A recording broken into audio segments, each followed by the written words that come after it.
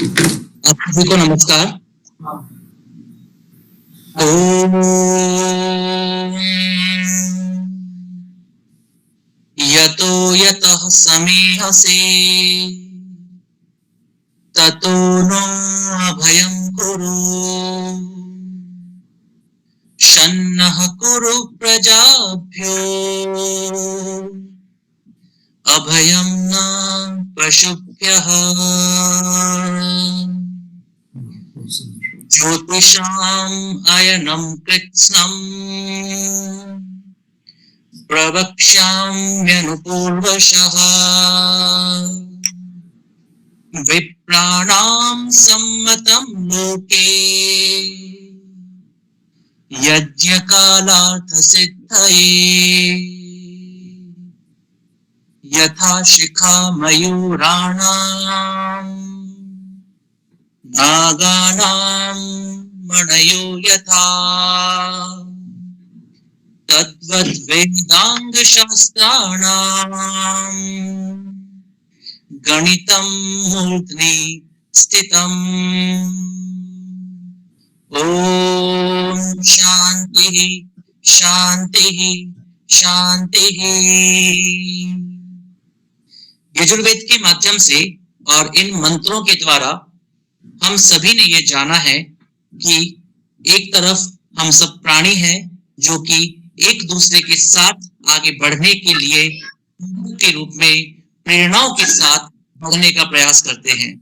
इसी के साथ साथ इन मंत्रों में एक बात और कही गई है, जहां पर वेदांग शास्त्रों की चर्चा की गई है और उन वेदांगों में से एक है ज्योतिष। और ज्योतिष को चक्षुओं के समान अर्थात आंखों के समान कहा गया है और ये आंखें हमें देखने का कार्य प्रदान करती हैं। ज्योतिष एक ऐसा विज्ञान है जिस विज्ञान के माध्यम से हम खगोल ज्ञान को, गणित को और साथ ही पंचांग से जुड़े हुए समस्त काल गणनाओं को समझ पाते हैं। इसीलिए उस ज्योतिष को, उस गणित को वेदांग शास्त्रों में मूर्धा अर्थात सिर पर धारण किया गया है। अर्थात यह हमारा मस्तक, हमारी शोभा को बढ़ाता है। उसी प्रकार से यह गणित रूपी ज्योतिष जो है वह भी समस्त संसार को आलोकित करने वाला है, समस्त संसार को मार्ग प्रशस्त करने वाला है और साथ ही यह समस्त संसार को दिशा प्रदान करने वाला है। इन्हीं शुभकामनाओं के साथ आज के इस व्याख्यान रूपी, जिसमें खगोल और पंचांग विज्ञान के बारे में हम जानेंगे, उसका शुभारंभ करने जा रहे हैं। आप सभी का बहुत बहुत स्वागत एवं अभिनंदन।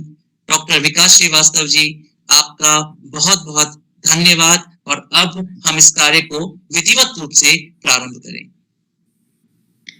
धन्यवाद डॉक्टर आशुतोष, आपके मंगलाचरण और आज के व्याख्यान की को संबंधित करने हेतु अब मैं ज्यादा समय न लेते हुए सर्वप्रथम अत्यंत हर्ष का विषय है कि आज हमें जिन महानुभावों का मार्गदर्शन मिलने वाला है व्याख्यान के रूप में खगोल एवं भारतीय पंचांग पर, आप लब्ध प्रलब्ध लगभग सभी से परिचित व्यक्तित्व हैं, पर कार्यक्रम की परंपरा के अनुरूप एक औपचारिक परिचय के नाते मैं आज के वक्ता के विषय में दो शब्द कहना चाहूंगा। यद्यपि मैं अपने आप को इस योग्य नहीं मानता कि ऐसे वक्ता के लिए मैं कुछ कहूं, क्योंकि उनका नाम ही उनका परिचय है।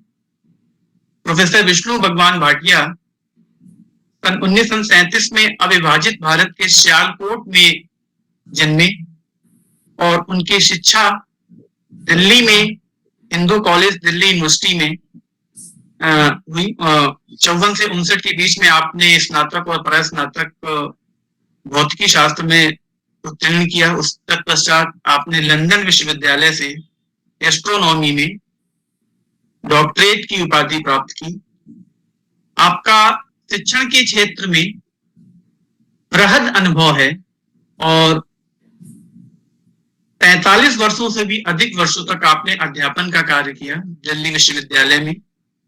तत्पश्चात लगभग 25 वर्षों से आप एनसीईआरटी से संबंधित हैं, हम सभी का मार्गदर्शन कर रहे हैं। विशेष रूप से जो बाल शिक्षा है उसमें विज्ञान के क्षेत्र में जो टेक्स्ट बुक पब्लिश होती है उसको लेके आपका बहुत कार्य है, और हम सबका ये सौभाग्य है कि आपका सतत इस उम्र में भी आपका सतत मार्गदर्शन इस समाज को प्राप्त हो रहा है। मैं विज्ञान भारती की तरफ से, व्यक्तिगत रूप से अपनी तरफ से और आयोजन मंडली की तरफ से आपका हार्दिक स्वागत, वंदन, अभिनंदन करता हूं, और ईश्वर से प्रार्थना करता हूं कि आपका मार्गदर्शन हम सबको आगे भी मिलता रहे। संप्रति प्रोफेसर भाटिया एनसीईआरटी में उच्च प्राथमिक कक्षाओं की विज्ञान पुस्तकों हेतु मुख्य सलाहकार का दायित्व निर्वहन कर रहे हैं। अब मैं प्रार्थना करूंगा आज के मुख्य वक्ता प्रोफेसर भाटिया से वो अपना व्याख्यान करें, और सभी से अनुरोध है कि वो अपना म्यूट कर लें जिससे कि भाटिया साहब को अच्छी तरह से सुन सकेंगे। हाँ सर, हम देख पा रहे हैं। हाँ सर, देख पा रहे हैं। हाँ सर, सुन भी रहे, देख भी पा रहे हैं। आप प्रारंभ करें। चलिए, तो आज का जो विषय है खगोल एवं भारतीय पंचांग, इस पर मैं कुछ बातचीत करूंगा। उससे पहले सबसे पहले तो मैं आपका आभार प्रकट करना चाहता हूँ स्वदेशी विज्ञान मूवमेंट का। इनके कारण आज ये कार्यक्रम हो रहा है। सॉरी। आरंभ करने से पहले मैं कुछ कहना चाहता हूँ। मेरी हिंदी का ज्ञान सीमित है, यदि कहीं गलती हो जाए तो मैं क्षमा अभी से मांग लेता हूँ। मेरा पंचांग का ज्ञान भी सीमित है, परंतु मैं ये दावा कर सकता हूँ कि मेरा खगोल का ज्ञान पर्याप्त है, जिसकी सहायता से मैं पंचांग की कुछ जटिलताओं को आसान करने की कोशिश करूंगा।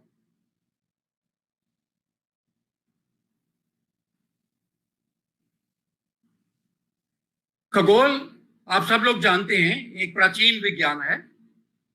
ये शायद तब से आरंभ हो गया था जब से मानव ने गुफाओं से बाहर आकर रहना शुरू किया। जब मानव ने आकाश की ओर देखा तो धूमकेतु तथा ग्रहण जैसी घटनाएं देखकर उसे अवश्य आश्चर्य हुआ और डर भी लगा। पूरी तरह से समझ न आने के कारण मानव ने इन घटनाओं से कल्पित कथाओं की रचना कर डाली तथा अपने धर्म ग्रंथों में भी इनको पिरो दिया। उस समय लोगों का ये विश्वास था कि सूर्य तथा चंद्र ग्रहण और धूमकेतु जैसी प्राकृतिक घटनाएं राजाओं के लिए दुर्भाग्य का कारण बनती हैं और जनता के लिए युद्ध, बाढ़ और भूकंप जैसे दैवीय आपदाएं लेके आती है। ये देखिए, ये इस चित्र में एक ये व्यक्ति जो है, इसने धूमकेतु देखा। अब ये भाग रहा है राजा की तरफ उसको बताने के लिए कि कुछ आपदा आने वाली। ये तो बड़े गर्व की बात है कि भारत एक प्राचीन सभ्यता है और खगोल शास्त्र से जुड़ी जैसी ब्रह्मांड का उद्भव जैसी कई महत्वपूर्ण समस्याओं पर चर्चा का वर्णन है। ये हमारे धर्म ग्रंथ हैं, उनमें बहुत सारी चीजों का वर्णन है और खगोल शास्त्र के बारे में तो बहुत ज्यादा उसमें चीजों का वर्णन है, परंतु ये चर्चा धार्मिक तथा दार्शनिक संदर्भ में है। क्योंकि लोग अपना जीवन व्यवस्थित ढंग से चलाना चाहते थे, इसलिए उन्हें व्यवहारिक खगोल शास्त्र की आवश्यकता थी। इसी कारण व्यवहारिक खगोल शास्त्र पर भी खूब कार्य हो रहा था। व्यवहारिक का मतलब अभी ये अगली स्लाइड में, जैसे कि लोग जानते थे कि वर्षा कब होगी, जानना चाहते थे कि वर्षा कब होगी ताकि वे फसलें समय पर बो सकें। वे ये भी जानना चाहते थे कि ग्रहों, चंद्रमा तथा सूर्य की स्थिति ऐसी कब होगी जब वे विवाह आदि रचना कर पाएंगे, को रचा पाएंगे तथा उत्सव त्योहार मना सकेंगे। मैं आपसे पहले ही कह चुका हूं कि जरा मेरी हिंदी पर बहुत ध्यान ना दें। कोई बात नहीं, आप कोई बात नहीं, आप इंग्लिश से हिंदी दोनों को इस्तेमाल कर सकते हैं। ये देखिए, ये आज का ही बिल्कुल, अगर आप इस वक्त बाहर जाए तो आज आपको ये आसमान में, आज आकाश में ये सब तारे नजर आएंगे, और ये जो गोले बने हुए हैं सफेद से, ये तारों की रोशनी बता रहे हैं। तो देखिए आज कितने जो है चमकीले तारे आसमान पर हैं, और इन्हीं तारों की मदद से लोग ये पता कर सकते थे कि ये कौन सा मौसम चल रहा है, कौन सी ऋतु चल रही है, और हमें अब मौका मिलेगा कि कब बारिश होगी, और कब पतझड़ होगा, और कब शरद ऋतु आएगी। ये सब बातें तारों को देखकर है जो निर्धारित करते थे, और कोई तरीका नहीं था। ये देखिए, ये 10/4/2021 8 बजे का ये आसमान का नक्शा है। इसलिए प्राचीन समय में खगोल शास्त्रियों का मुख्य कार्य था पंचांग की रचना करना तथा समय नापने की युक्तियों की खोज करना। ये पता करना कि ग्रहण कब लगेंगे और कितने समय तक रहेंगे। मुख्य तारों के उदय होने के समय का पूर्वानुमान लगाना,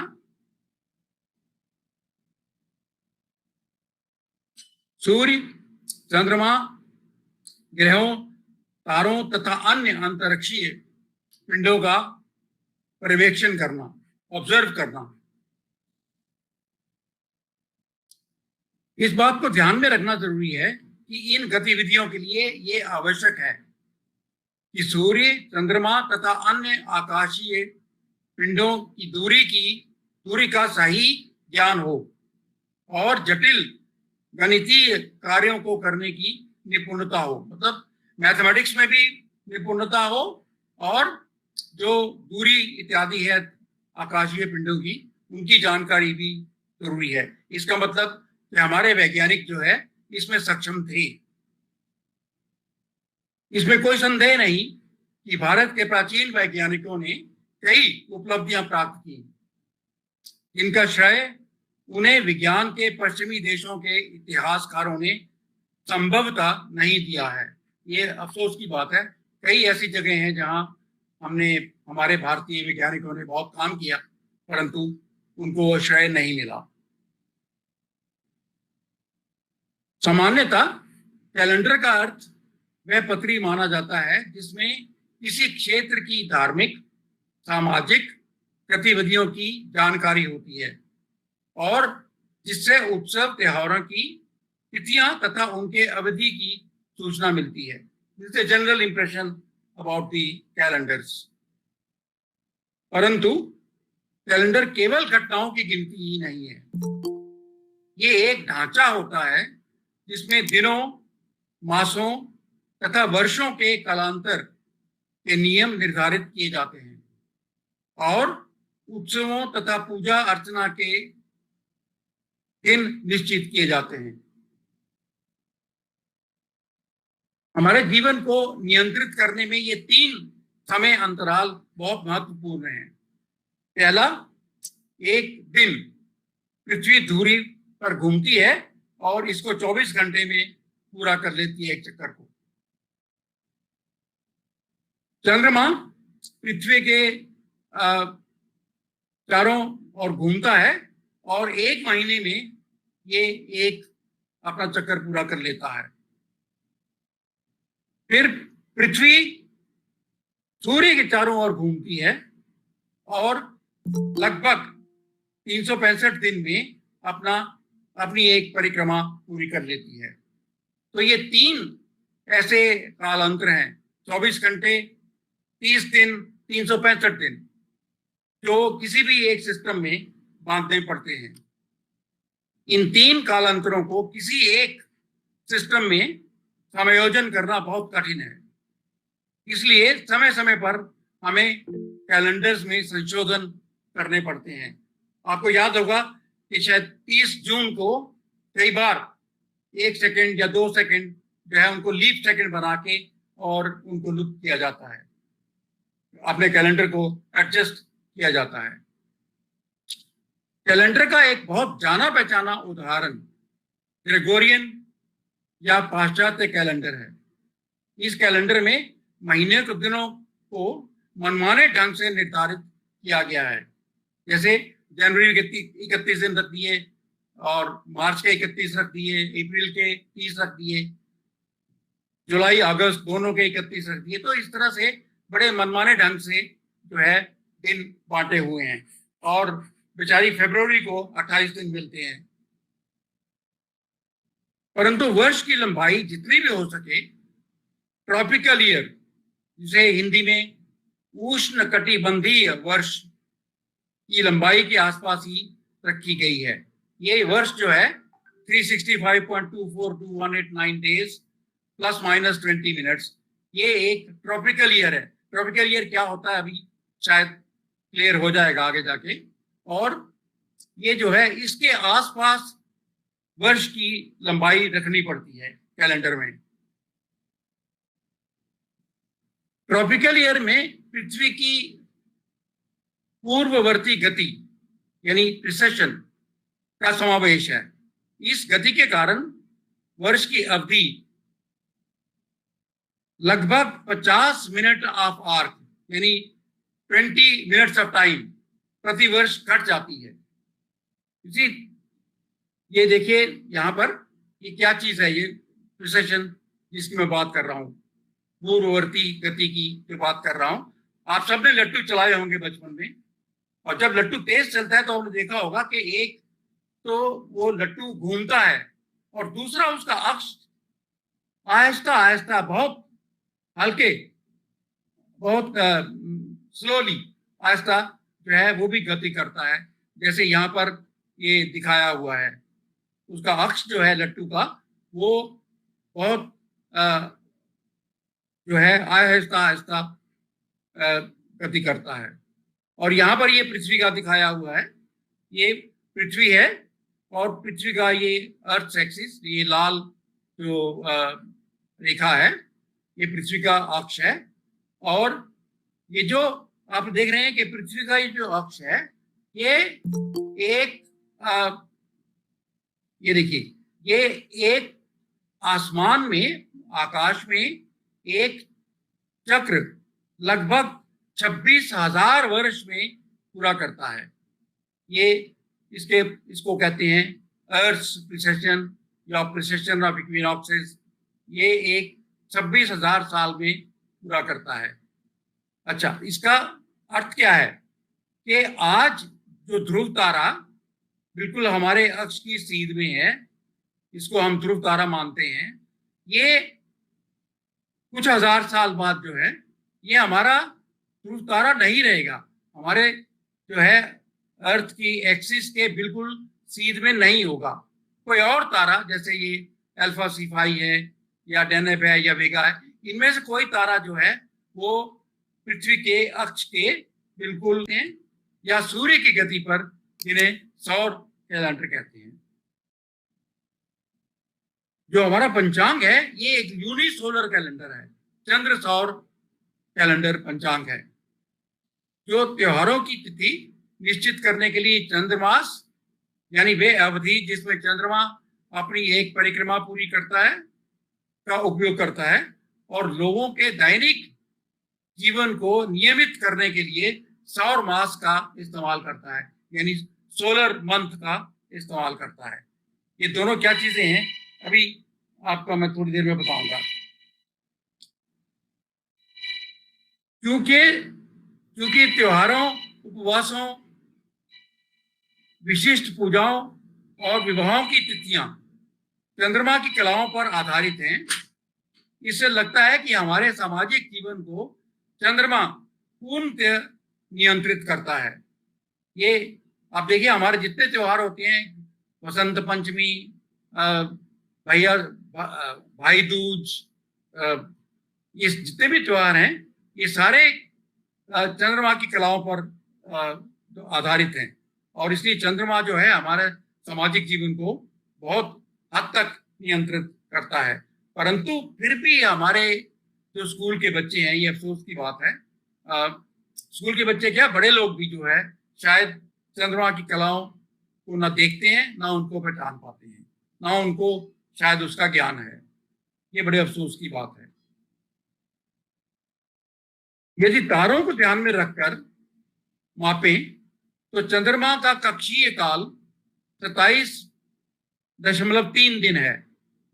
सूर्य की परिक्रमा करती हुई पृथ्वी से मापें तो ये काल 29.5 दिन है। यानी एक तो तारों को देखकर चंद्रमा की परिक्रमा का काल बताया है, और एक पृथ्वी से देखने पर चंद्रमा की परिक्रमा का काल बताया है। एक है 27.3 दिन और दूसरा है 29.5 दिन। इनमें फर्क क्यों है ये मैं आपको बताता हूं। इससे पहले ये याद रहे कि लगभग सही अनुमान के अनुसार तारों को स्थिर मान सकते हैं।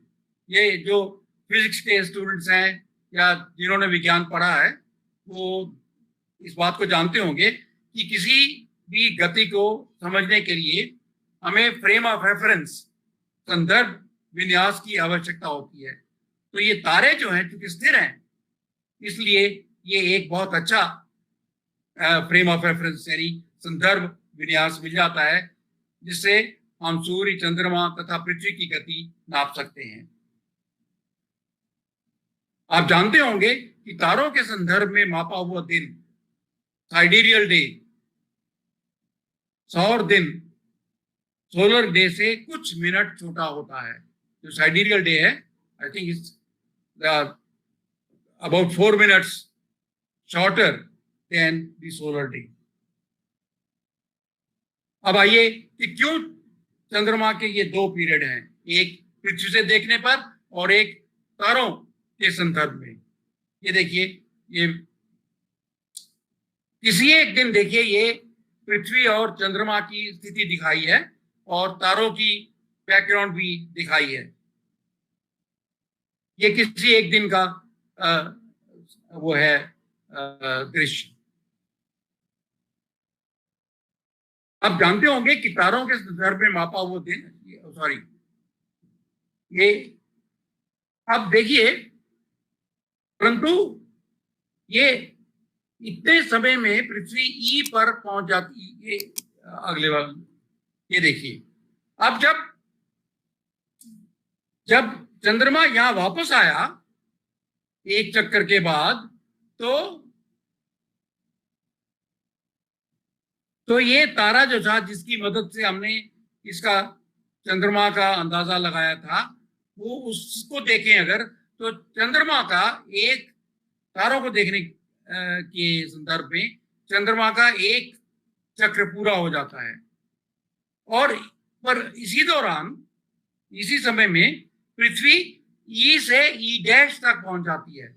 अपने सूर्य के जो परिक्रमा कर रही है उसमें ई से ई डैश में पहुंच जाती है, और इसलिए चंद्रमा को एम से लेकर एम डैश की दूरी तय करनी पड़ती है, जिससे पृथ्वी से देखने पर चंद्रमा का एक चक्र या परिक्रमा पूरी हो जाए। तो देखिए आप कि चूंकि एडिशनल ये एम एम डैश दूरी तय करनी पड़ती है, इसलिए पृथ्वी से देखने पर जो चंद्रमा का एक परिक्रमा का समय है वो 29.5 दिन है, जबकि तारों से देखकर अगर अंदाजा लगाएं तो चंद्रमा की एक परिक्रमा 27.3 दिन में पूरी हो जाती है।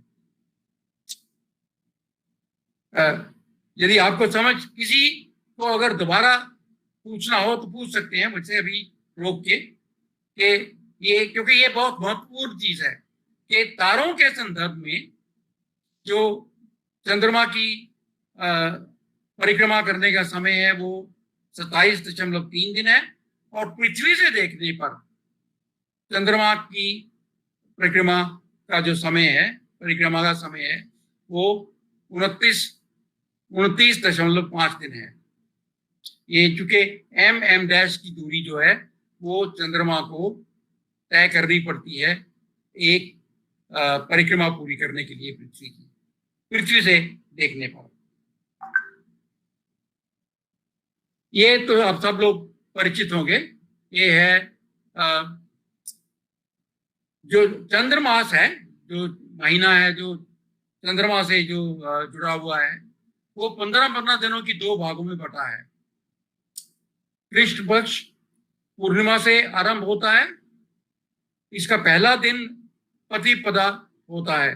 दूसरा भाग शुक्ल पक्ष अमावस से आरंभ होता है, इसका पहला दिन भी प्रतिपदा ही कहलाता है, परंतु पक्ष बदल जाता है। ये देखिए, ये अमावस से, ये अमावस है यहाँ पर, अमावस से ये पूर्णिमा, और फिर पूर्णिमा से फिर ये अमावस, ये यहाँ पर। तो ये जो है एक 29.5 दिन में होता है। और इसके 2 पक्ष हैं, कृष्ण पक्ष और शुक्ल पक्ष। इस तरह से चंद्रमास में तिथि के साथ उसका पक्ष बताना आवश्यक होता है। जैसे आज, अगर आप आज का देखें तिथि, तो ये कृष्ण पक्ष चतुर्दशी है।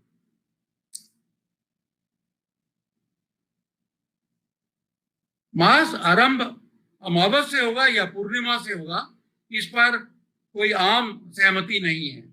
देश के कुछ भागों में मास का आरंभ अमावस से होता है, तो अन्य भागों में मास, खासकर ये जो पंजाब वगैरह है, इसमें मास जो है हम शुरू करते हैं अमावस से। लेकिन दक्षिण में कुछ प्रदेश हैं जहाँ मास जो है वो आरंभ होता है पूर्णिमा से, तो इसमें कोई सहमति नहीं है। तभी जो तिथियां हैं उनमें 15 दिन का फर्क होता है। सौर मास को समझने के लिए अभी तक हम चंद्रमास की बात कर रहे थे, ल्यूनर डे की, ल्यूनर मंथ की। अब सोलर मंथ की बात करेंगे।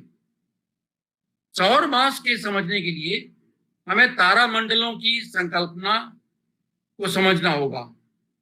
तारामंडल तारों का एक समूह होता है जिसका आकार किसी पशु, किसी कल्पित कहानी के पात्र अथवा किसी काल्पनिक वस्तु से मिलता जुलता है।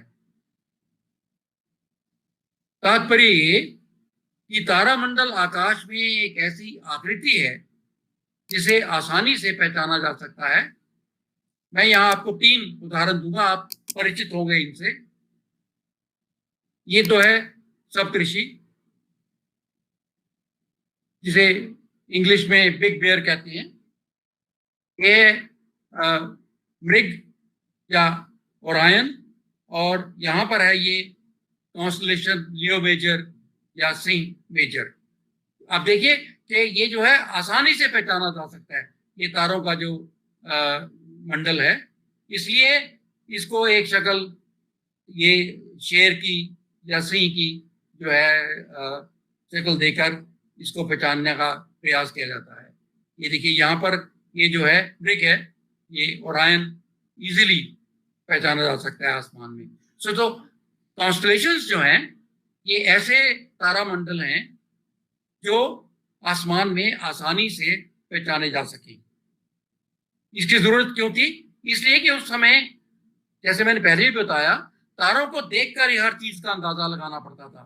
तो इसलिए ये लोगों को ये आसानी लगती थी कि कोई ऐसी आकृति दे दे जिससे इसको पहचाना जा सके। ये देखिए कुछ तारामंडलों का विशेष महत्व है। क्रांतिवृत्त के दोनों ओर, क्रांतिवृत्त है ये, देखिए पृथ्वी घूमती है सूर्य के चारों ओर, एक तल में, एक सतह में, एक प्लेन में, और इस प्लेन को इक्लिप्टिक प्लेन या क्रांतिवृत्त कहते हैं। पृथ्वी से देखने पर सूर्य इसी क्रांतिवृत्त में घूमता हुआ दिखाई देता है। तो क्रांति वृत्त के दोनों ओर इक्लिप्टिक के दोनों तरफ 8-8 डिग्री चौड़ी एक पट्टी की कल्पना की गई है, जिसमें 12 तारामंडल हैं।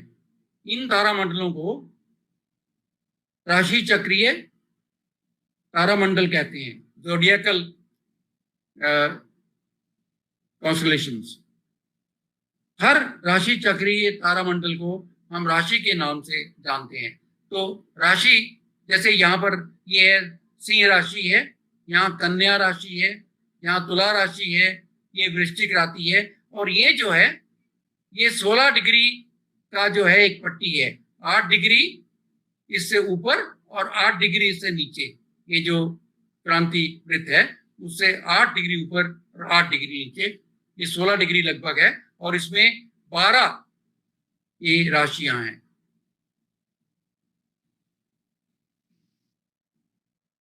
अब देखिए ये भी एक चित्र देखिए इसमें। ऑन अगस्त 21, अगर अगस्त 21 में देखें, ये यहाँ पर है, ये देखिए, तो पृथ्वी से देखने पर सूर्य, यहां से पृथ्वी से देखने पर सूर्य जो है वो इस लियो राशि में दिखाई देता है, लियो कॉन्स्टेलेशन में दिखाई देता है। और 21 नवंबर को देखें, यदि 21 नवंबर ये है, पृथ्वी से देखने पर सूर्य कहाँ दिखाई देता है, ये देखिए, एक कॉन्स्टेलेशन है स्कॉर्पियो, ये देखिए। और 21 मार्च को, ये 21 मार्च है यहाँ पर, ये पृथ्वी से देखने पर सूर्य जो है वो दिखाई देता है इस कॉन्स्टेलेशन में, पाइसेस में, ये वाली देखिए, ये उसमें 21 मार्च, ये सॉरी ये रहा, ये है पाइसेस यहाँ पर। और ये पहले, अब आपको मैं याद करवा दूं, शायद आपको पता भी होगा कि पहले 21 मार्च को ये राशि होती थी एरीज, अब 21 मार्च को राशि एरीज नहीं है, राशि है पाइसेस। ये भी प्रिसेशन का ही एक प्रभाव है, उसका ही एक इफेक्ट है। ये देखिए 21 मार्च को देखने पर जो है, जो कॉन्स्टेलेशन है वो पाइसेस है। अब चूंकि 12 ये राशियां हैं और सूर्य के पास 365 दिन है एक परिक्रमा पूरी करने के लिए, तो सूर्य एक राशि में लगभग 30 दिन रहता है। और जिस दिन सूर्य एक किसी भी राशि में प्रवेश करता है उसे उस दिन को संक्रांति बोलते हैं। और ये मकर संक्रांति तो आप जानते हैं सब, बहुत जानी पहचानी स्थिति है मकर संक्रांति। और ये जिस दिन सूर्य मकर राशि में प्रवेश करता है उस दिन ये मकर संक्रांति होती है। तो किसी भी राशि में जिस दिन सूर्य प्रवेश करता है उसको संक्रांति बोलते हैं। अब एक और जो महत्वपूर्ण अंग है हमारे पंचांग का,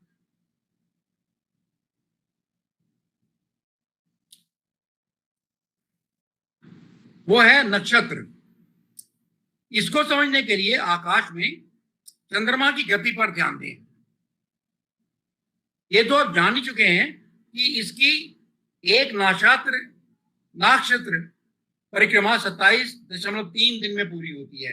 मतलब तारों के संदर्भ में यदि नापें तो 27.3 दिन में पूरी होती है इसकी एक परिक्रमा।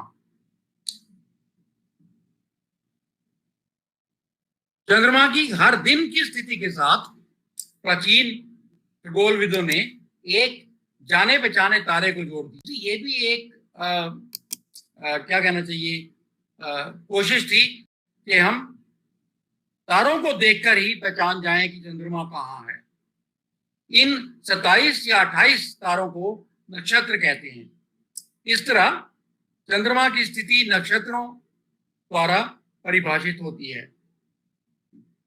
मैं अभी आपको दिखाऊंगा, ये देखिए, ये पृथ्वी है और ये देखिए घूम रही है चारों ओर, इसके जो दूसरे पिंड हैं वो भी घूम रहे हैं। और ये देखिए, ये जो बीच वाला जो सर्कल है उस पर राशियां हैं और उससे जो बाहर वाला सर्कल है उस पर 28 नक्षत्र हैं। ये देखिए, ये भी वही चीज है। जो बीच वाला सर्कल है, बीच वाला वृत्त है, उस पर राशियां हैं और जो उसके बाहर वाला वृत्त है उस पर नक्षत्र दिखाए गए हैं। और ये पृथ्वी से देखने पर है, क्योंकि हम पृथ्वी पर हैं, हमें लगता है कि हम स्थिर हैं और बाकी जितने और पिंड हैं वो हमारे चारों ओर घूम रहे हैं। तो ये पृथ्वी से देखने पर जो है ये चंद्रमा कहाँ है, ये इसका अंदाजा ये नक्षत्रों से लगा लेते हैं। अब ये जो राशियां हैं, राशि और ग्रहों की स्थिति, शुक्र तारा कहाँ है या शुक्र ग्रह कहाँ है या मार्स कहाँ है या बृहस्पति कहाँ है, इनकी स्थिति और नक्षत्र, ये तीनों चीजें हैं जो मिलकर जन्म कुंडली, विवाह और अन्य उत्सवों के लिए शुभ तिथियों को निर्धारित करती हैं। राशि, ग्रहों की स्थिति तथा नक्षत्र। हमारे पंचांग में सौर मास की अवधि एक संक्रांति से अगली संक्रांति तक निश्चित की गई है। आपको बताया था कि जब सूर्य प्रवेश करता है तो संक्रांति है और अगली संक्रांति तक एक सौर मास पूरा हो जाता है। अच्छा, मास का नाम उसी मास की पूर्णिमा के आसपास उन्नत नक्षत्र के नाम पर रखा जाता है। जो ज्यादा चमकीला नक्षत्र पूर्णिमा के आसपास हो उसके नाम पर उस महीने का नाम रखा जाता है हमारे कैलेंडर में। जैसे चैत महीने का नाम चित्रा नक्षत्र के नाम पर रखा गया है। चैत का महीने में जब पूर्णिमा होती है तो उसके आसपास ये तारा बहुत चमकीला होता है, चित्रा, तो उसके नाम पर महीने का नाम भी चैत रखा गया है। इसी तरह से दूसरे महीनों के नाम भी हैं। ये तो आप जानते ही होंगे कि सूर्य के चारों ओर पृथ्वी की कक्षा अंडाकार यानी दीर्घवृत्तीय है। इसी प्रकार पृथ्वी से दिखने वाली सूर्य की कक्षा भी अंडाकार है। बताया मैंने आपको कि हम अपने आप को स्थिर मान लें तो सूर्य हमारे चारों ओर जो है घूमता हुआ नजर आएगा और उसका जो ये कक्षा है, जो उसका ऑर्बिट है, वो अंडाकार होता है। इसी प्रकार पृथ्वी से दिखने वाला सूर्य की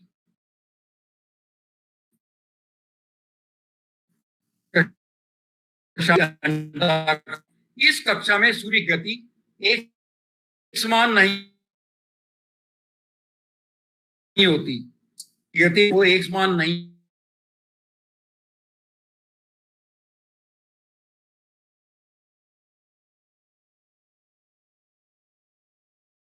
है, कहीं तेज है, कहीं 32 दिन। ये देखिए यहाँ पर दिखाने की कोशिश की है, अंडाकार कक्ष है, अंडाकार कक्षा है। और देखिए इसमें जब पृथ्वी यहाँ पर होती है, जब उसका सूर्य से सबसे कम दूरी होती है तो पृथ्वी तेज जाती है और जब सबसे ज्यादा दूरी होती है तो वो आहिस्ता हो जाती है। इसी प्रकार पृथ्वी से देखने पर सूर्य भी जब पृथ्वी के बहुत नजदीक होता है तो वो तेज होता है और जो दूर होता है तो थोड़ा उसकी जो गति है वो धीमी हो जाती है।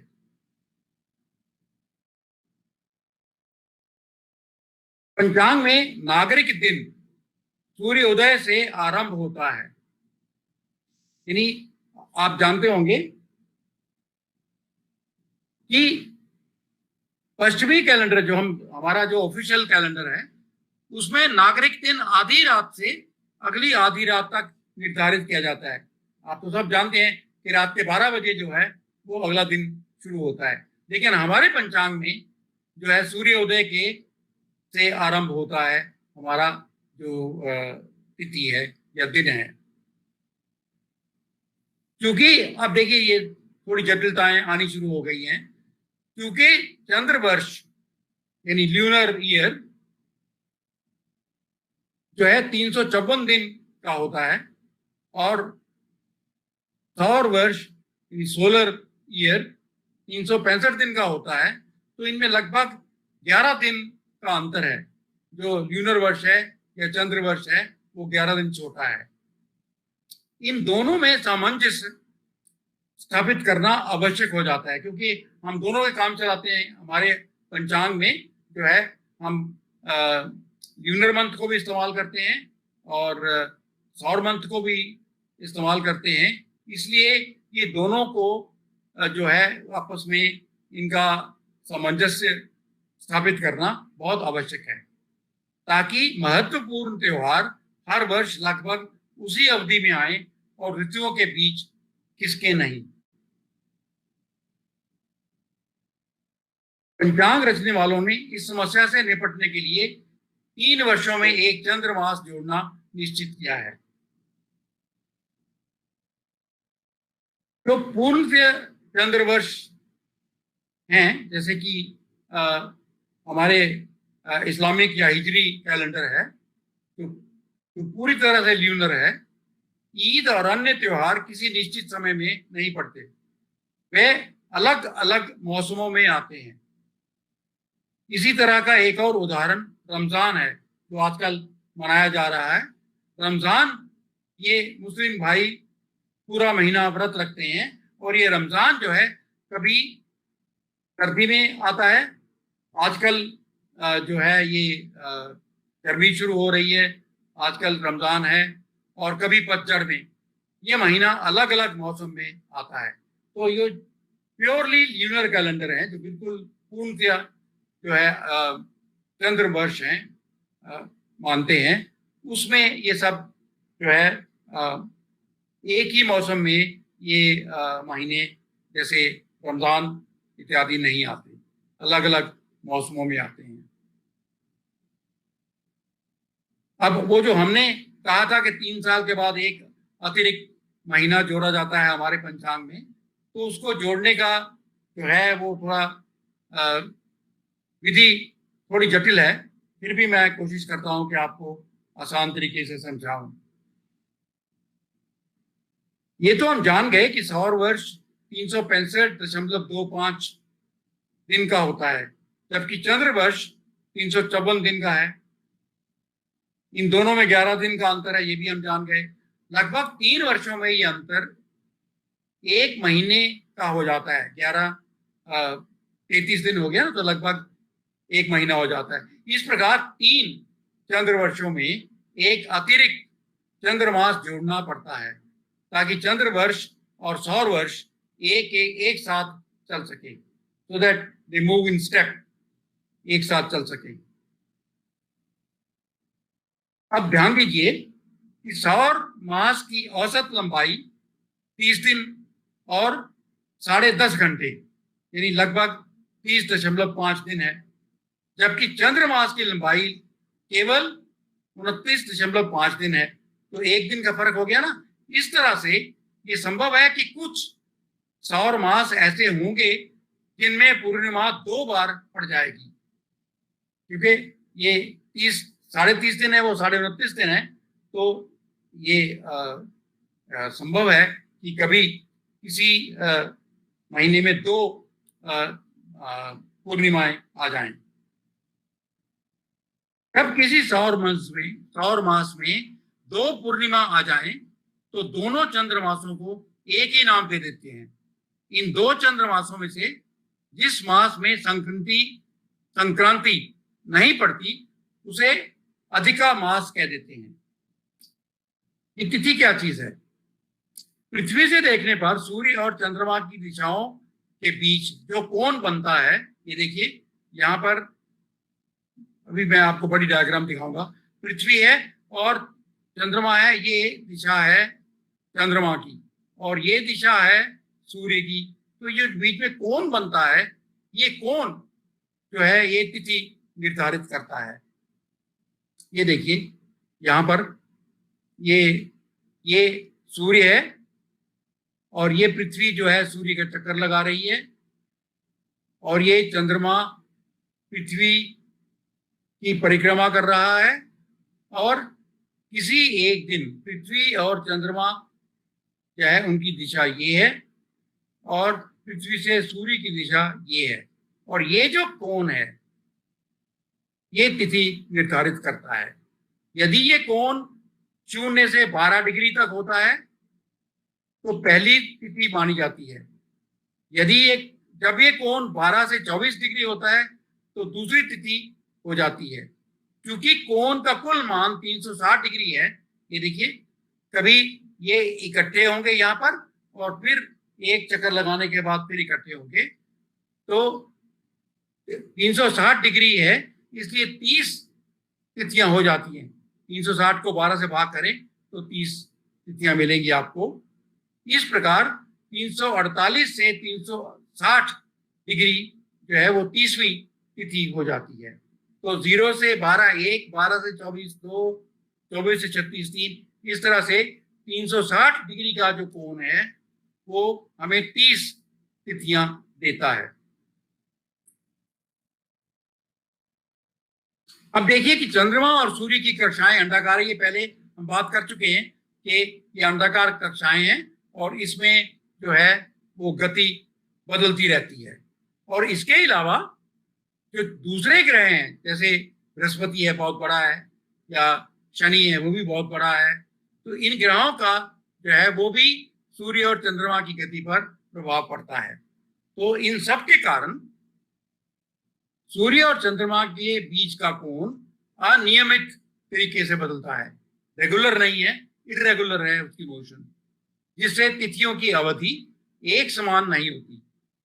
कभी तिथि 24 घंटे से अधिक होती है तो कभी ये अवधि 24 घंटे से कम हो सकती है। तो क्योंकि वो जो 12 डिग्री था ये 24 डिग्री तक था, वो चूंकि एक समान गति नहीं है चंद्रमा की और सूर्य की, तो इसलिए जो वो 12 डिग्री है वो कई बार 24 घंटे लग जाते हैं और कई बार 12 डिग्री तय करने में 24 से कम भी लग जाते हैं और 24 से ज्यादा भी लग सकते हैं। क्यों?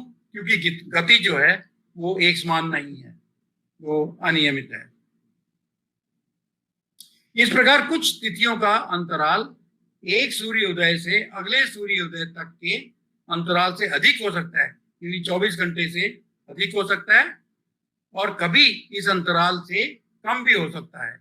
इस कारण अक्सर तिथि दिन में किसी समय भी बदल सकती है, क्योंकि 24 घंटे नहीं होता, तो इसलिए जो है कभी 24 के कम, कभी 24 से ज्यादा, तो किसी समय भी तिथि बदल सकती है दिन में।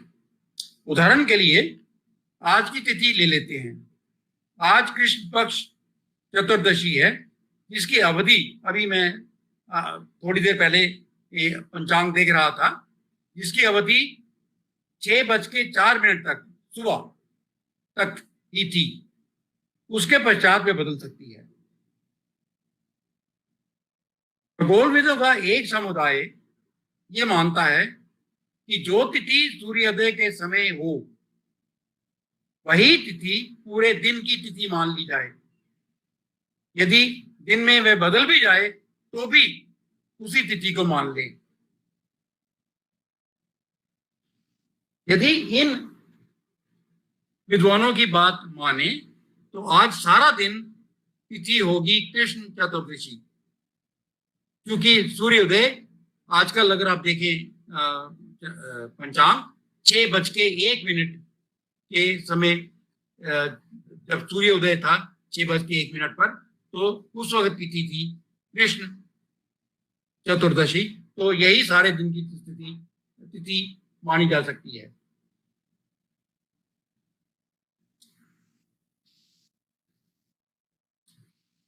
अब कल्पना कीजिए कि किसी दिन सूर्योदय के समय की तिथि n, अब मैं यहाँ थोड़ा अलजबरा जो है उसको इस्तेमाल कर रहा हूँ, बहुत मुश्किल नहीं है। यदि ये तिथि 24 घंटे से अधिक अंतराल की हो तो ये संभव है कि अगले दिन सूर्योदय के समय भी तिथि n ही होगी। यानी अगर आज जैसे चतुर्दशी है, अगले सूर्य उदय पर भी शायद यही तिथि हो, अगर ये 24 घंटे से बड़ी हो। यदि आज मान लो तिथि तीसरी है और 24 घंटे से ज्यादा है, तो अगले दिन भी ये तीसरी तिथि ही रहेगी। तो इस विचार के विद्वानों के अनुसार तिथि 2 दिन तक एक ही रहेगी, यानी कि तिथि n दोबारा अगले दिन फिर से आ जाएगी। आज भी n थी, कल भी n होगी। आज पंचमी है, कल भी पंचमी होगी, यदि तिथि 24 घंटे से ज्यादा लंबी है। इसके विपरीत यदि n+1 तिथि का अंतराल 24 घंटे से कम है तो संभव है कि अगले दिन सूर्योदय के समय तिथि n+2 हो जाए, यानी n+1 आए ना बीच में। जैसे आज मान लो पंचमी है और कल अगर पंचमी 24 घंटे से छोटी हो तो हो सकता है कि वो कल पंचमी की बजाय सप्तमी आ जाए, छठी बीच में बिल्कुल गायब हो जाएगी। तो ये एक जटिलता है जिसको समझने में थोड़ी दिक्कत लगती है कि एक तिथि आज है, वही तिथि कल हो सकती है, और एक तिथि ऐसी है जो बीच में आए ही नहीं। आज पंचमी है तो कल सप्तमी हो जाए। तो ये थोड़ी जटिलता है हमारे पंचांग में। खगोलविदों का दूसरा समुदाय, 2 समुदाय बताया था आपको, उनका यह मानना है कि तिथि दिन में जब भी बदले हमें उसे स्वीकार करना चाहिए, मान लेना चाहिए कि तिथि बदल गई है। यदि इन खगोलविदों की माने तो आज सुबह 6:04 पर तिथि बदल जानी चाहिए थी। हालांकि सूर्य उदय के समय जो कि 6:01 पर है, ये तिथि कृष्ण चतुर्दशी थी। उनकी बात माने तो ये बदल जानी चाहिए थी।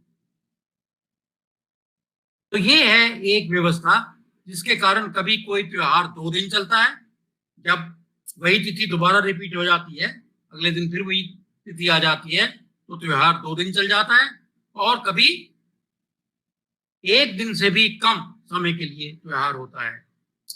जो तिथि 24 घंटे से छोटी होती है उसके कारण त्योहार 1 दिन भी पूरा नहीं होता। तो कुछ त्योहार तो रिपीट होते हैं और कुछ जो है 24 घंटे से थोड़े समय के लिए मनाए जाते हैं। तो चलो अब एक और महत्वपूर्ण समस्या की बात करते हैं। मेरे पास समय है क्या? गगन I am listening you, sir. I believe this. Roshan ji will answer it. Roshan ji, how much time? 10 minute और चाहिए, 5 मिनट। ठीक है सर, आप Yes, I hope you have that time, sir. ठीक है, थैंक यू। Please. तो ये तो बात कर ली हमने पंचांग में ये जो जटिलताएं हैं कि एक ही तिथि अगले दिन भी क्यों आ जाती है और एक ही तिथि जो है कई बार बीच में जो है वो गायब क्यों हो जाती है। ये तो अब थोड़ी बात कर लें ग्रहणों की। चलो अब एक और समस्या, महत्वपूर्ण समस्या की बात करते हैं। ये समस्या ग्रहणों से जुड़ी है। पहले हमें ये समझना चाहिए कि सूर्य और चंद्र ग्रहण की व्यवस्था तभी हो सकती है जब हमें इन हो। वो कौन से 3 तत्व हैं? चंद्रमा अपने प्रकाश की उत्पत्ति खुद नहीं करता, स्वयं नहीं करता। चंद्रमा का अपना प्रकाश नहीं है। चंद्रमा सूर्य के प्रकाश से चमकता है। और चंद्रमा तथा सूर्य पृथ्वी से कितनी दूरी पर हैं, ये 3 चीजें हमें पता होनी चाहिए। इसका मतलब ये है कि जो हमारे प्राचीन वैज्ञानिक थे उनको ये सब पता था, तभी वो ग्रहणों की जो है वर्णन ठीक तरह से कर पाए। फिर ये भी एक और समस्या है कि ग्रहण अमावस्या या पूर्णिमा के आसपास ही घटते हैं। इसकी व्याख्या के लिए इस बात का ज्ञान बहुत आवश्यक है कि दोनों की कक्षाओं की सतहें या तल एक दूसरे पर झुके हुए हैं। ये देखिए, मैं आपको दिखाता हूं। ये सॉरी, ये इनमें से एक तल जो है वो सूर्य की कक्षा का हो सकता है और दूसरा तल जो है वो चंद्रमा की कक्षा का हो सकता है। तो इसका मतलब ये है कि ग्रहणों की व्याख्या के लिए भारतीय खगोलविदों ने पूरी जानकारी प्राप्त कर रखी थी। मतलब हमें डिस्टेंस भी पता था, दूरी भी पता थी, सूर्य की कितनी दूरी है और चंद्रमा की कितनी दूरी है, और ये भी कि चंद्रमा जो है वो सूर्य की रोशनी में चमकता है, उसकी अपना प्रकाश नहीं है। ये सब बातों की जानकारी थी। तो होता क्या है कि जब सूर्य ग्रहण के समय, ये तो अब सब जानते हैं, तो सूर्य ग्रहण के समय क्या होता है कि चंद्रमा जो है वो पृथ्वी और सूर्य के बीच में आ जाता है, और ये कहीं पर जो है वो आंशिक ग्रहण हो जाता है और कहीं पर पूर्ण ग्रहण लग जाता है। जहां कुछ रोशनी नहीं पहुंचती वहां पूर्ण ग्रहण हो जाता है, और जहां रोशनी कुछ पहुंच जाती है वो आंशिक ग्रहण हो जाता है। और ये चंद्र ग्रहण में क्या होता है कि सूर्य और चंद्रमा के बीच में पृथ्वी आ जाती है। अब ये देखिए, यहाँ ये चंद्रमा की ये कक्षा है, और ये देखिए ये चंद्रमा की स्थिति बिल्कुल पृथ्वी के पीछे है। तो ये बिल्कुल यहाँ पूर्ण चंद्र ग्रहण लगा, क्योंकि पृथ्वी ने सूर्य की रोशनी को रोक लिया, सूर्य के प्रकाश को रोक लिया, और यहाँ और यहाँ जो है सूर्य के प्रकाश का कुछ हिस्सा पहुंच जाता है, तो इसलिए यहाँ पर आंशिक ग्रहण लगा। तो ये क्या हुआ कि पृथ्वी जो है वो सूर्य और चंद्रमा के बीच में आ गई, और उसने सूर्य की रोशनी को, सूर्य के प्रकाश को चंद्रमा तक पहुंचने से रोक लिया। अब वो जो समस्या मैंने पहले बताई कि क्यों ऐसा होता है कि अमावस या पूर्णिमा के आसपास ही ये ग्रहण क्यों घटते हैं, तो मैंने ये भी बताया कि दोनों की जो तल है कक्षा के वो एक दूसरे पर झुके हुए हैं, इंक्लाइंड हैं। तो ये 5 डिग्री जो है अंतर है उनमें, झुके हुए हैं 5 डिग्री से। मैं आपको ये देखिए, फिर वही आपको चित्र दिखा रहा हूँ। ये जो कोण है बीच में, यहाँ थोड़ा बढ़ा के दिखाया हुआ है, ये कोण जो है ये 5 डिग्री का है। अब ये let me get the next slide and then I will come back. ये देखिए, ये यहाँ पर यही फिर कोशिश की है। ये जो है ये पीले रंग का जो ये वृत्त है, ये सूर्य की परिक्रमा की कक्षा है, और ये उसका प्लेन है, इसको कहते हैं इक्लिप्टिक प्लेन। ये जो लाल है वृत्त, ये चंद्रमा की जो परिक्रमा करने की जो तल है वो ही है। तो दोनों में, अगर आपको शायद एक तरह दिखाई वो दे गया हो, तो दोनों में 5 डिग्री का कोण बनता है। और ये जो लाइन है, ये इसके जो अंतिम बिंदु हैं 2, ये इनको एक को राहु और एक को केतु कहते हैं। और ये जो राहु है, ये इसमें चंद्रमा जो है नीचे से ऊपर आ रहा है, और इसलिए इसको असेंडिंग नोड या आरोही पाथ कहते हैं। और ये जो यहाँ पर केतु पर ये जो है, ये चंद्रमा फिर नीचे जा रहा है, इस तल के नीचे जा, जो इक्लिप्टिक प्लेन है उसके फिर नीचे जा रहा है, तो इसको अवरोही पाथ या डिसेंडिंग नोड कहते हैं। तो ये केतु और राहु जो हैं ये दो नोडल पॉइंट्स हैं, जहां पर दोनों प्लेन जो हैं, जो लाइन है उनके अंतिम बिंदु हैं ये दोनों, राहु और केतु। अब आप देखिए कि सूर्य जब यहां पर है और पृथ्वी यहां पर है और चंद्रमा कहीं यहां पर है मान लो, तो या यहां पर जैसे दिखाया है, तो ग्रहण नहीं लग सकता, क्योंकि वो एक से एक सीध में है नहीं। जब तीनों इस सीध में आ जाएंगे या लगभग इस सीध में आ जाएंगे कि एक यहां होगा, पृथ्वी तो यहां है ही, और एक यहां होगा, तो जो है वो ग्रहण लग सकता है। शायद आपको मैं अगले इसमें, ये देखिए, ये है पृथ्वी, ये है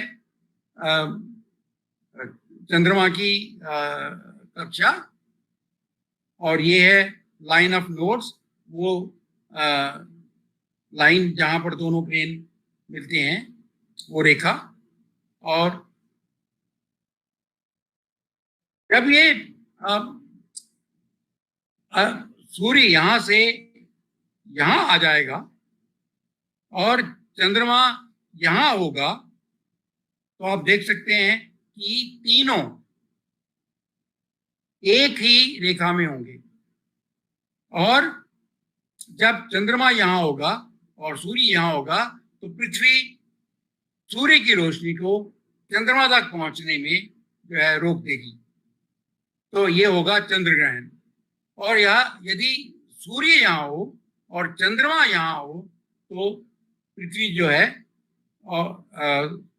नो सॉरी, क्योंकि ये तो दिखाया इस तरह के है, एक्चुअली तो सूर्य का ये जो है कक्षा है, ये बहुत बड़ी है, तो ये हो सकता है कि चंद्रमा यहाँ हो और सूर्य यहाँ पर हो, तो तब चंद्रमा जो है वो सूर्य की रोशनी को यहाँ पृथ्वी पर आने से रोक सकता है। तो लेकिन होगा तभी जब वो इस रेखा में तीनों आएंगे, या इस रेखा के लगभग तीनों आएंगे। और जब इस तीनों एक ही रेखा में आ जाएंगे, तो क्या होगा, देखिए यहाँ पर ये सन रेज है, ये पृथ्वी है, और ये अगर यहाँ पर सन है और ये पृथ्वी है, तो ये फुल मून होगा, यानी पूर्णिमा होगी। और यदि ये जो है स्थिति बदल जाए, तो ये जो है ये अमावस होगी। तो इस तरह से ये तीनों जब एक सीध में होते हैं, और कब होते हैं, या तो फुल मून हो, पूर्णिमा हो, और या अमावस हो। जब तीनों एक ही सेध में होंगे, तभी जो है वो ग्रहण लग जाता है, लग सकता है, नहीं तो ग्रहण नहीं लग सकता। सूर्य ग्रहण तब घटता है जब चंद्रमा पृथ्वी और सूर्य के बीच आ जाती है,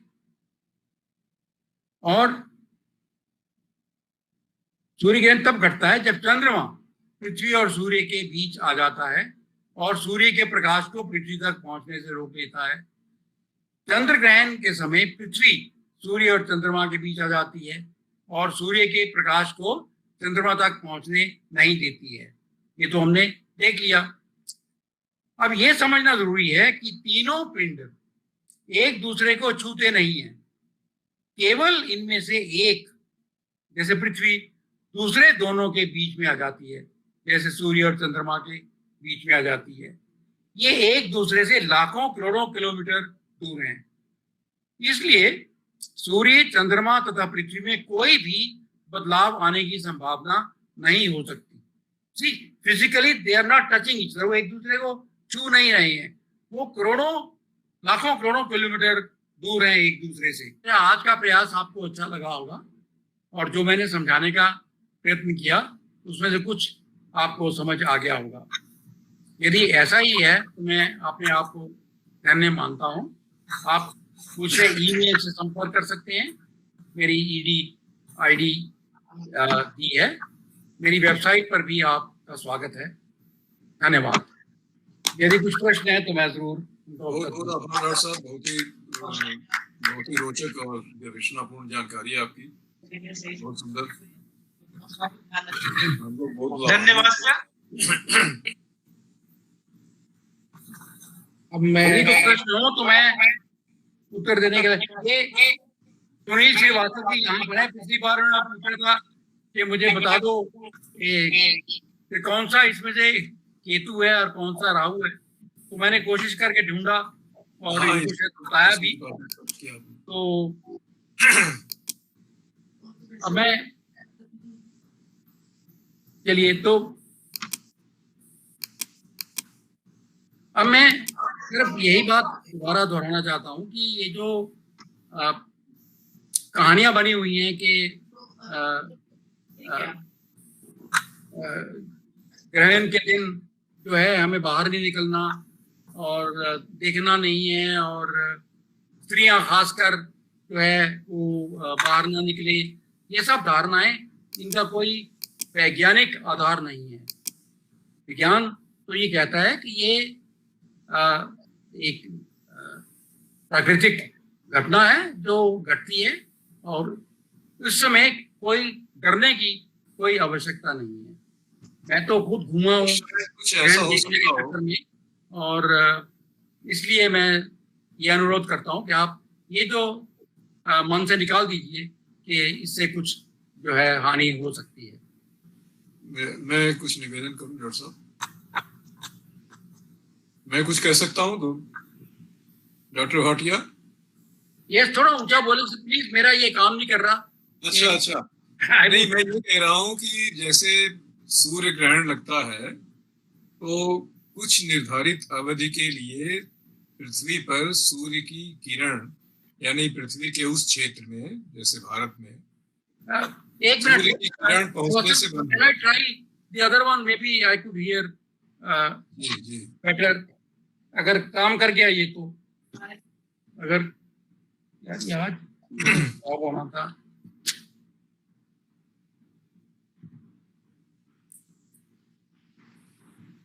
अभी आप सुन पा रहे हैं? अब बोलिए आप। हाँ, अभी आप सुन रहे हैं डॉक्टर साहब? No, it is not working. तो आप थोड़ा ऊंचा बोलिए तो मैं थोड़ा, मैं ये कह रहा हूं कि जो भारतीय शास्त्रों में सूर्य ग्रहण की अवधि को दोषपूर्ण माना गया, इसकी ये भी कुछ हद तक वैज्ञानिक इस रूप में हो सकता है, क्योंकि देखिए आपने इसकी अच्छी तरह से कि वेदों में और भारतीय वाङ्मय में जो ज्योतिष आदि का उल्लेख है, उनकी गणनाएं हैं, वो कितनी वैज्ञानिक है। तो ये जो मान्यताएं हैं, ये भी नितांत भ्रमपूर्ण हो ऐसा जरूरी नहीं है। तो मेरी एक उपधारणा है इसमें, वो ये है कि जिस समय सूर्य ग्रहण लगता है तो एक निर्धारित अवधि के लिए सूर्य की किरणें पृथ्वी पर, यानी पृथ्वी के उस क्षेत्र पर जहां वो सूर्य ग्रहण प्रभावित कर रहा है, जिस क्षेत्र को, वहां पर एक निर्धारित अवधि के लिए सूर्य की किरणें आना रुक जाती है। नितांत गैप पीरियड आता है सूर्य की लाइट, उस गैप पीरियड में सर्टेन वायरसेस उद्भूत हो सकते हैं जो कि सूर्य की निरंतर किरणों के कारण नहीं होते। उस तरह से बाधित किरणों के, आप ये कहें कि रात में भी सूर्य की किरण नहीं है तो रात में वो वायरस प्रभावी हो सकते हैं, लेकिन रात में आभासी रूप से नहीं है, सूर्य दृश्यमान है। यहाँ पर एक ग्रह पिंड के द्वारा सूर्य बाधित हो चुका है। तो ये जो आपातिक व्यवधान है सूर्य के प्रति, वो यहाँ पर अगर जैव विज्ञानी भी मिलकर, उनकी टीम, फिजिसिस्ट, एस्ट्रोनॉमिस्ट और जियोलॉजिस्ट, ये मिलकर अगर इसका अनुसंधान करें कि हाँ वायरसेस के जीवन में सूर्य की किरणों का क्या प्रभाव है और नहीं है, तो इस पर प्रकाश पड़ सकता है कि जो हमारी मान्यताएं हैं वो नितांत भ्रमपूर्ण है या उनका ठोस वैज्ञानिक आधार है। ये जो मान्यताएं हैं, एक चीज और है डॉक्टर साहब, कुछ पशु पक्षियों के व्यवहार में भी नितांत परिवर्तन देखा जाता है।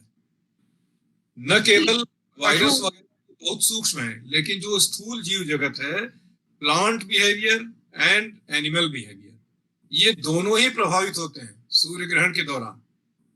और चंद्र ग्रहण के दौरान बहुत सी भौतिक चीजें भी प्रभावित होती हैं। चंद्र ग्रहण और चंद्र की जो पूर्णिमा की अवधि, उस समय सागर का जल प्रभावित होता है, चुंबकीय क्षेत्र प्रभावित होता है। यहाँ तक कि औषधि विज्ञानी ये समझते हैं कि पूर्णिमा के दिन औषधियों पर उनकी किरणों का एक विशेष प्रभाव पड़ता है। तो कुछ प्लांट हैं जो कि सूर्य चंद्रमा की किरणों में ज्यादा अच्छी तरह से खिलते हैं और पोषित होते हैं। कुछ प्लांट हैं जो सूर्य की किरणों में। तो ये जो सेलेस्टियल बॉडीज हैं, इनका इतना प्रत्यक्ष संबंध है हमारे जीवन से और हमारे पादप जीवन और प्राणी जीवन से, कि इनके प्रकाश को या इनके प्रभाव को सर्टेन अवधि के लिए बाधित हो जाने को हम केवल अपनी एक निर्धारित मान्यताओं के अधीन हम इनका डिसाइफर नहीं कर सकते। तो आगे बढ़ाना चाहिए। यार ये लगाना पड़ा यार, 1 मिनट, सॉरी। और हमारी आपकी चर्चा इस पर चलती रहेगी व्हाट्सएप पे और फोन पे। सर 1 मिनट जरा मुझे समय देंगे ये जी, ऑन कर दो। सॉरी, वो लैपटॉप की बैटरी डाउन हो गई। हाँ, वो मेरी भी एक बार हो गई थी, तो उसने ऑफ द मीटिंग दिखा दिया मुझे, फिर मैंने लगाया इसका चार्जर, ज्वाइन किया। ये सब आप ठीक कह रहे हैं कि मान्यताएं हैं, और जो कुछ आपने ये अपने अवलोकन बताए ये भी शायद ठीक हैं। मेरा ये कहना है कि जैसे आप बात कर रहे हैं पशु पक्षियों की, कि वो सूर्य ग्रहण के समय एक चीज और जोड़ना चाहूंगा, एक चीज और जोड़ना चाहूंगा इसमें, एक चीज और जोड़ना चाहूंगा, आपकी इजाजत चाहता हूँ। देखिए, ऋग्वेद 6000 BC का है अभी तक जो माना जाता है, अभी तक जो ज्ञान है। ऋग्वेद के पहले मंडल में सूर्य की गति और सूर्य की दूरी का सांकेतिक उल्लेख है, और जो सायण ने उसका भाष्य किया है, उसमें उन्होंने सूर्य की गति के बारे में अपना अनुमान दिया, और वो एक कॉम्प्लिकेटेड मैथमेटिक्स है। मैं उसको पूरी तरह से बिना अध्ययन किए अभी नहीं बोल सकता, लेकिन मैंने जो देखा है और इस संबंध में अवगत हूँ कि ऋग्वेद के प्रथम मंडल में सूर्य के संबंध में, सूर्य की गति के संबंध में उल्लेख है, और सायण के भाष्य के बाद दूसरे परवर्ती ग्रंथों में, भारतीय वाङ्मय में इसकी विशद व्याख्या है, और सूर्य की दूरी, पृथ्वी से सूर्य की दूरी का भी आकलन है। और आप देखिए कि इसको बहुत ज्यादा कोट किया जाता है इस तमाम ग्रंथों के अध्ययन से। जैसे तुलसीदास ने जब रामचरितमानस लिखा, और उन्हीं ने जब हनुमान चालीसा वगैरह का भी अध्ययन, निर्माण, रचना तुलसीदास ने की है, तो उन्होंने लिखा है कि मैंने नाना पुराण, निगम, आगम यानी वेद वगैरह सबका अध्ययन करके ये लिखा है। तो वो उन्होंने एक सिंपल सा फार्मूला दिया है हनुमान चालीसा में कि युग सहस्र योजन पर भानु, और उनकी उसकी व्याख्या की जाती है। युग जो है वो 12,000 है, और 12,000 वर्षों का एक युग माना गया है, और सहस्र यानी 1000, और योजन यानी 8, और इनका सब गुणा करें तो आज जो सूर्य की दूरी है, एग्जैक्ट उसके आसपास वो दूरी निकलती है।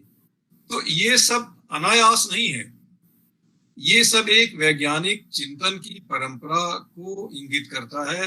बीच में वो परंपराएं कहाँ लुप्त हो गई, कहाँ गैप आ गया, कितने पुस्तकालय हमारे जल गए, कितने मंदिरों में ग्रंथ रखे हुए थे सब नष्ट हो गए। नालंदा विश्वविद्यालय में तो अभी हाल तक जब वो जलाया गया तो 3 महीने तक जलता रहा, इतना विशाल ग्रंथागार। तो हमारे समस्त वाङ्मय या तो गुफाओं में, कहते हैं सदग्रंथम निहितम गुहायाम, गुफाओं में नष्ट हो गए, या कुएं में नष्ट हो गए, झीलों तालाबों में सरिताओं में नष्ट हो गए, या जला दिए गए। तो ये बहुत सारा अंतराल ऐसा आया जब हमारे पास सारे वैज्ञानिक साहित्य और वो स्मृतियों से दोबारा लिखे गए। जो कुछ थोड़े बहुत हमारे पास आज उपलब्ध है वो मूल हस्तलिपि में नहीं है, वो सारा पुनर्लिखित रूप है उनके अधिकांश, और जो बाद में लिखे गए वो अभी देखने हमको मिलते हैं। तो इस प्रकार से हम लोगों का जो प्राचीन ज्ञान है वो रीइन्वेंट हो रहा है और पुनर्अनुसंधान किया जा रहा है और पुनर्लेखन किया जा रहा है। और इसी क्रम में एक छोटी सी कोशिश मैं भी कर रहा हूँ, जैसा कि आप अवगत हैं, और हमारा आपका एक सम्मिलित प्रयास हो और बहुत सारी जितनी भी ज्ञान राशि हम उद्घाटित कर सके उसका प्रयास किया जाए। ठीक है, जो आपकी ऑब्जर्वेशन है श्रीवास्तव जी, आपकी ऑब्जर्वेशन है ये बिल्कुल ठीक है। मैं सिर्फ ये कहना चाहता हूँ कि ये तो मैंने कहा ही है और ये हमारे लिए बड़ी गर्व की बात है कि हमारे जो वैज्ञानिक थे उनको ये सब ज्ञान था कि सूर्य कितनी दूर है, चंद्रमा कितनी दूर है, नहीं तो वो ग्रहण कब लगेगा, कितनी देर लगेगा, ये सब उसका अंदाजा नहीं लगा सकते थे। और पूरा वो जो मैथमेटिकल कैलकुलेशंस हैं उनको भी नहीं लगा सकते यदि उनको ये ज्ञान नहीं होता। तो ये तो आप सब ठीक कह रहे हैं, लेकिन मैं जो बात कर रहा हूँ ये कह रहा हूँ कि उस वक्त सूर्य में पृथ्वी में तो सिर्फ एक ये प्रभाव हुआ कि सूर्य की रोशनी न पहुंची तो वहां थोड़ा अंधेरा हो गया, ठीक है। उस अंधेरे की वजह से पशु पक्षियों का व्यवहार बहुत बदल सकता है, इसमें कोई शक नहीं है। और चंद्रमा जो हम लाखों किलोमीटर दूर है उस पर कोई असर नहीं हुआ, जो सूर्य जो है वो करोड़ों किलोमीटर दूर है उस पर कोई असर नहीं हुआ। तो इसलिए ये जो कहना कि उस वक्त सूर्य कोई स्पेशल किरणें प्रसारित करता है, कोई स्पेशल रेडिएशन आती है जो ये सब तो व्याख्याओं में बदल जाती है बातें ना, ये सब तो पुनर्व्याख्याओं में बातें बदल जाती हैं। मूलतः क्या कहा गया वो उसे उस समय विशेष को अगर दोषपूर्ण माना गया तो कितने संदर्भ में कहां तक माना गया, लेकिन बाद में जब वो एक से दूसरे तक बात जाती है, पुनर्व्याख्यायित होती है, तो वो वर्जन बदल जाता है। फिर कहते हैं इसके लिए भी दोषपूर्ण है, ये भी हो जाता है, वैसा भी हो जाता है। तो ये तो इसमें काफी कुछ मूल रूप से तो इस बात में कहीं कोई वैज्ञानिकता भी हो सकती है। नो, जो आपकी तरह ज्ञानी हैं उनको सब पता है। मैं तो आम व्यक्ति की बात कर रहा हूँ कि जब ग्रहण लगता है तो वो किस तरह से परेशान होते हैं। आपको तो मैं पिछली बार भी ये कहानी बताई थी कि जब 1982 में ये सूर्य ग्रहण लगा था तो सरकार ने उस दिन एक बहुत पॉपुलर फिल्म लगा दी दूरदर्शन पर ताकि लोग बाहर ना निकलें, और हम लोग तो बाहर थे, हम लोग देख रहे थे। लेकिन विश्वास की बात है, मैं ये सिर्फ विश्वास की बात कर रहा हूँ कि ये विश्वास जो है कि उस वक्त सूर्य कोई स्पेशल किरणें प्रसारित करता है या छोड़ता है जिससे हमें या स्त्रियों को कुछ नुकसान हो सकता है, इस धारणा की बात कर रहा हूँ कि ये धारणा सही नहीं है। नहीं, ये धारणा तो सही नहीं है क्योंकि ये आम आदमी की धारणा है। इसकी बात कर रहा हूँ, आप जो बात कर रहे हैं वो तो आप जो नहीं, ऐसा होता है ना कि ग्रंथों में कोई निर्देश होता है तो आम आदमी उसे नहीं समझता, तो आम आदमी को केवल वो सांकेतिक रूप में बताया जाता है, रश्मियां कुछ किरणें कुछ दूसरे तरह की वगैरह। अब ग्रंथों में कुछ ये ऐसी बात होगी कि कुछ वायरस के प्रभाव होंगे या कुछ दूषित तत्व वातावरण में आ जाएंगे। आपको ये भी शायद बता दूं कि ये नहीं है कि सिर्फ हम कहते ही हैं, बहुत सारे वैज्ञानिकों ने इसमें प्रयोग किए हैं, एक्सपेरिमेंट किया है कि उस वक्त कुछ असर हो सकता है कि नहीं, और लगातार हर इस पर ग्रहण पर ये एक्सपेरिमेंट होते हैं कि क्या पृथ्वी पर, क्या हम लोगों पर, क्या और ये जो पशु पक्षी हैं और जो चीजें हैं, पेड़ हैं, इन पर क्या असर हो सकता है ग्रहण का, ये सब स्टडी करते हैं और स्टडी किया भी है।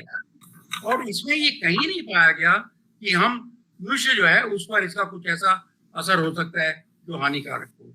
तो सिर्फ ये कहने की बात नहीं है, ऐसे एक्सपेरिमेंट्स हैं जो हुए हैं और आप जिनके भी कुछ कहना चाहते हैं मेरे सपनों का भारत? धन्यवाद धन्यवाद धन्यवाद सर। क्योंकि समय की बाध्यता है तो मैं क्षमा चाहूंगा आप लोगों से। डिस्कशन बहुत अच्छा था और सारगर्भित था। सबसे पहले तो मैं अपने वक्ता को धन्यवाद देता हूँ सारगर्भित व्याख्यान के लिए और ज्ञानवर्धक व्याख्यान के लिए। इतने सरल शब्दों में आपने कहा था कि सर आपकी हिंदी ठीक नहीं है, पर इतने सरल शब्दों में आपने बताया कि हम लोग जो क्षेत्र के नहीं है वो भी बहुत अच्छी तरह से समझ पाए। अंत में मैं इस कार्यक्रम की अध्यक्षता कर रही डॉक्टर रश्मि शर्मा मैम से निवेदन करूंगा अपने कंक्लूडिंग रिमार्क और वोट ऑफ थैंक्स के लिए। नहीं, इससे पहले कि वो करें, मुझे आपसे क्षमा मांगनी है कि मैंने पहले भी कहा कि मेरी हिंदी इतनी अच्छी नहीं है। हुआ ये कि मुझे कभी रेगुलर तौर पर कभी कॉलेज में, यूनिवर्सिटी में, स्कूल में हिंदी पढ़ने का मौका नहीं मिला, तो इसलिए और फिर पंजाबी होने के कारण मेरा जो वो है हिंदी के कई बड़े अच्छे आपने ठीक नहीं है और मेरी पढ़ाई सारी उर्दू में हुई और इसलिए मेरे दिमाग में सबसे पहले उर्दू का शब्द आता है, फिर हिंदी का शब्द आता है। तो इस वजह से मैं थोड़ा बोलने में क्योंकि हालांकि उर्दू और हिंदी में मैं फर्क नहीं समझता हूँ, लेकिन मेरे कुछ दोस्त हैं, कुछ लोग हैं जो समझते हैं कि तो उर्दू का शब्द है, ये तुम क्यों बोल रहे हो, ये हिंदी का शब्द क्यों नहीं बोलते हो। तो इसलिए उससे वो सोचते सोचते मेरी जो हिंदी के शब्द वो भी खराब हो जाते हैं। तो इसलिए थोड़ा सा मुझे आपसे क्षमा मांगनी है कि मेरी जो हिंदी के कारण यदि आपको कुछ थोड़ी समझ ना आई हो तो मैं उसके लिए क्षमा चाहता हूँ। धन्यवाद सर। जी मैम। मैं अंत में डॉक्टर विष्णु भगवान भाटिया जी का बहुत बहुत धन्यवाद करना चाहती हूँ। स्वदेशी साइंस मूवमेंट ऑफ इंडिया की तरफ से जो विज्ञान भारती है, ये एक मंच है जिस पर हम सभी भाषाओं के विद्वानों को एक प्रयास किया है इस माध्यम से कि हम आम भाषा में जो हमारा विज्ञान है जो छुपा हुआ है या लोगों के पास पहुंचता नहीं है आसानी से, क्योंकि या तो अंग्रेजी में विज्ञान डिस्कस होता है और या वो किताबों में और जर्नल्स के अंदर बंद होकर रह जाता है। और सरलता से ये जो अभी डिस्कशन चला, बहुत अच्छा डिस्कशन चला और इसमें जो बातें निकल के आई कि बायोलॉजिकल एस्पेक्ट्स भी जो ग्रहण के समय रेडिएशंस हैं या जो बहुत जरूरी रेडिएशंस हैं हमारी लाइफ के लिए, अगर वो बाधित हो जाते हैं तो भी एक बहुत बड़ा एस्पेक्ट निकलता है कि सूक्ष्म जीवाणु माइक्रो लेवल पर माइक्रोबायोलॉजी किस तरह से चेंज होती है, एक सेल के अंदर क्या चेंज होते हैं, डिफॉर्मिटीज होती हैं। तो एक बहुत बड़ा चैप्टर खुलता है रिसर्च के लिए, जैसा सुनील श्रीवास्तव सर ने यहाँ पर उठाया है। तो मुझे लगता है एक बहुत इंपॉर्टेंट एस्पेक्ट है जो बायोलॉजिस्ट्स हैं वो इसके ऊपर बात कर सकते हैं, देख सकते हैं, समझ सकते हैं।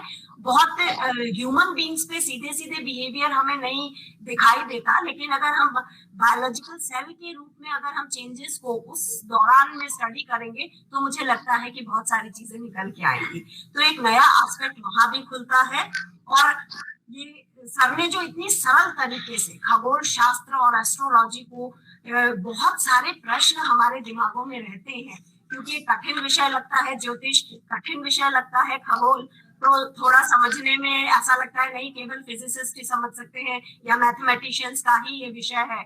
ऐसा नहीं होकर सर ने बहुत ही सरलता से इस चीज को, तो मुझे लगता है नक्षत्रों के बारे में, तिथियों के घटने बढ़ने के बारे में, हमारे जो साल अलग अलग क्यों होते हैं, ल्यूनर जो हमारी गतियां हैं चंद्र की वजह से या सौर मंडल की वजह से, तारा मंडल, बहुत सारे कॉन्सेप्ट्स आज क्लियर हुए हैं। एक आम इंसान के रूप में जो कुछ हमने सुना देखा, एक सरल भाषा में जिस विज्ञान को समझने की आज एक इस मंच पर कोशिश हुई है, मैं समझती हूँ कि हम सभी के लिए बहुत उपयोगी और ज्ञानवर्धक आपका ये भाषण रहा और हमें बहुत इसमें सूचनाएं भी मिली और बहुत सारे प्रश्नों के उत्तर भी सरलता से हमारे संभव हुए। एक इस मंच के माध्यम से मैं पुनः ये बात करना चाहूंगी कि संस्कृत और विज्ञान, इसके बीच में एक बहुत बड़ा गैप आ गया है। हमारा जितना पुराना लिटरेचर है वो अवेलेबल है संस्कृत के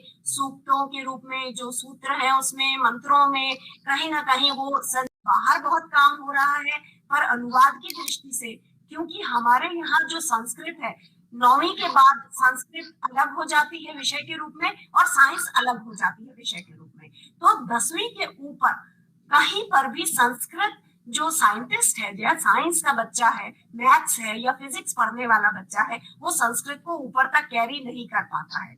तो ये जो एक बहुत बड़ा गैप है, हमारी साइंस अलग है, संस्कृत के विद्वान अलग हैं, और जब हम ट्रांसलेशंस पे जाते हैं तो जो एक एस्पेक्ट, क्योंकि पढ़ते पढ़ते जब हमारा साइंटिफिक डेवलपमेंट होता है और जब हम एक साइंटिफिक कॉन्सेप्ट्स को समझने और एनालाइज करने का एक हमारा एस्पेक्ट डेवलप हो जाता है, तब हम संस्कृत पर अटक जाते हैं कि हम उसकी व्याख्या के लिए हमें सहारा लेना पड़ता है। तो मुझे लगता है कि बहुत जरूरी है नीति निर्धारकों के लिए कि वह ये ओपन करें कि जो साइंस ली, अगर मैथ्स और फिजिक्स का बच्चा है तो वो संस्कृत भी साथ में ऑप्शनल ले सके, क्योंकि मैथ्स और संस्कृत दोनों में ही स्कोरिंग बहुत अच्छी होती है कई बार बच्चों की, और वो आगे तक अगर कैरी करता है तो एक साइंटिस्ट संस्कृत के माध्यम से बेहतर समझ और समझा सकता है अपनी भाषा में आम लोगों को, जो कुछ हमने देखा, जो हमारे पुराणों में, हमारे शास्त्रों में उपलब्ध है। तो ये एक अच्छा तरीका होगा हम नए वैज्ञानिकों को अगर हम संस्कृत के साथ में लेकर आगे बढ़ाएं। तो मैं एक बार और पुनः सभी महानुभावों का बहुत बहुत धन्यवाद करती हूँ। आप सभी जुड़े, आपने अपना बहुत अमूल्य समय यहाँ पर दिया।